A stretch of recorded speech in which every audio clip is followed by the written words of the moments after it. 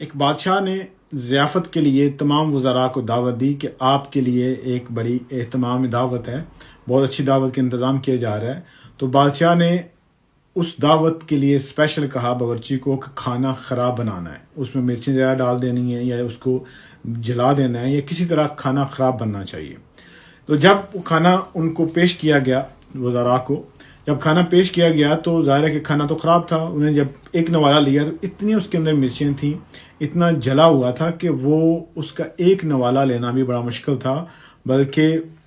وہ منہ کو لگانا بھی مشکل تھا، مرچیں اس میں بہت زیادہ تھیں۔ تو ہر جو وزراء وہاں پہ تھے، ہر وزیر نے اپنے حساب سے اس کا اظہار کیا، ہر بندے نے اپنے حساب سے اظہار کیا کہ کھانا خراب ہے۔ لیکن اس میں ایک بندہ، ایک وزیر ایسا تھا کہ جس نے وہ کھانے میں کوئی ایسا ناشکری کا یا کوئی ایسا اظہار نہیں کیا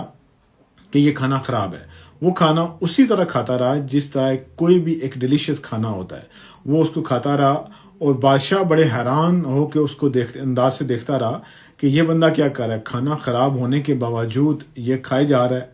تو اس نے جب تمام وزراء سے پوچھا تو انہوں نے کہا کھانا خراب ہے بادشاہ سلامت، لیکن اس جب وزیر سے پوچھا تو اس نے کہا کھانا بڑا مزیدار ہے اور وہ کھائے جا رہا، اس کے ماتھے پہ کوئی شکن بھی نہیں ہے، کسی کا کوئی ناراضگی کا اظہار بھی نہیں ہے۔ تو بادشاہ نے پوچھا کہ بھائی تمام لوگوں نے کہا کہ کھانا خراب ہے یا انہوں نے اظہار کیا اپنے ایکسپریشن سے، تم نے کیوں ایسا نہیں کیا؟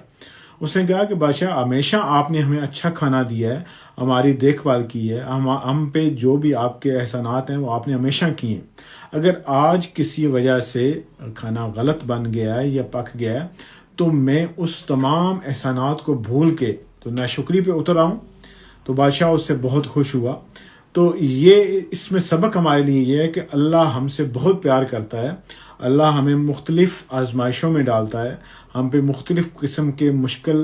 وقت آتے ہیں، مختلف حالات آتے ہیں ایسے کہ جس میں ناشکری کا پہلو بن جاتا ہے،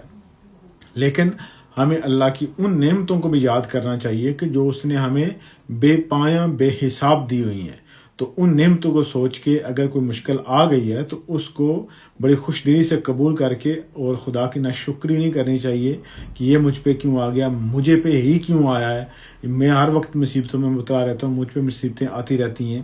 اگر ایک نعمت کا بھی ہم شکر ادا کریں تو ساری زندگی اس نعمت کا بھی شکر ادا نہیں کر سکتے۔ جس طرح آنکھ کا جھپکنا ہے، آنکھ کا جھپکنا اللہ کی بہت بڑی نعمت ہے، بہت ساری نعمتیں ہیں، لیکن اس نعمت کا جو ظاہر ہمیں ایک چھوٹی سی لگتی ہے، اس نعمت کا بھی اگر ہم شکر ادا کرتے رہیں تو ساری زندگی اس نعمت کا شکر ادا نہیں کر پائیں گے۔